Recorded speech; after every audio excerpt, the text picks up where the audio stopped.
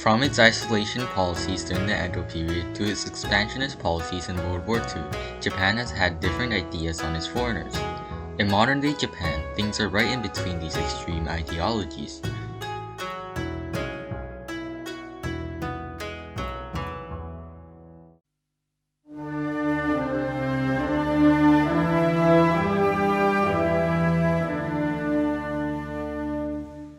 To naturally acquire citizenship, you must gain it from your parents' blood rather than the soil in which you are born. Japan has a system of jus sanguinis, meaning the law of the blood, unlike America or Canada, which has the system of jus soli, meaning the law of the soil. The law of soil means that anyone born in the territory of the country gains that country's citizenship. This is why many pregnant migrants are entering the US from Central America, as their child, being regardless of whether the parent has legally entered the country, will gain American citizenship. This, however, does not happen in Japan. However, the child can gain Japanese citizenship no matter where they are born. For example, one can be born with either parent holding Japanese citizenship in South Korea and be granted it after notifying the Japanese government.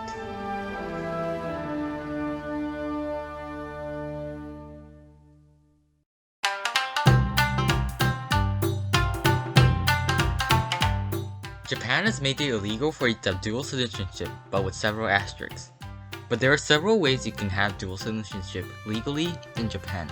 First is being born in a country with a jus soli system while at least one of your parents have Japanese citizenship. For example, you can be born in Canada from Japanese parents and immediately gain both Canadian and Japanese citizenship at birth. However, this is temporary. You are expected to choose which citizenship you would like to maintain during the ages of 20 and 22. More on this later on. The second is to have North Korean and Japanese citizenship. This is because Japan is one of the few countries who still not recognize North Korea as a sovereign state. If the government were to make it illegal for you to have North Korean citizenship and Japanese citizenship, it would mean recognizing that North Korea is a real thing. The third is to have gained dual citizenship early before it was illegalized.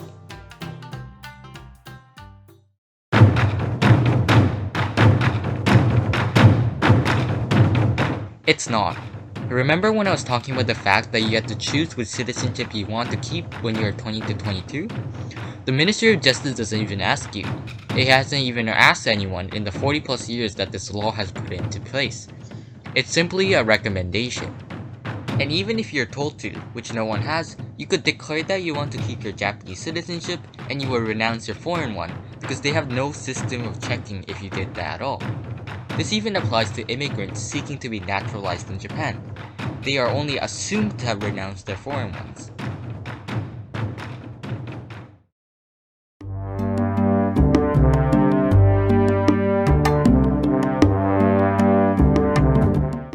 Well, it is a way that helps discourage dual citizenship. In the past few years, there have been a couple hundred people renouncing their foreign nationalities. However, about 925,000 Japanese citizens still have dual citizenship. Sometimes a simple recommendation doesn't work. A full-on law helps it make it more official.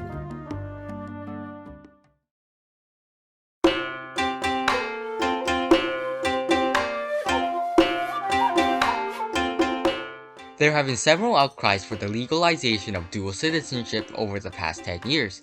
With Japan having a lot more immigration and foreigners visiting, it is of a different time to when the law was first made. Well, the simple reason why the law was created was due to Japan's long history. Japanese people have been an extremely overwhelming majority of the Japanese archipelago. The idea of Tanitsu Minzoku Kokka, or an ethnically homogeneous nation, has remained in Japan for a while until fairly recently. The law was simply likely introduced to tighten the idea of Japanese identity.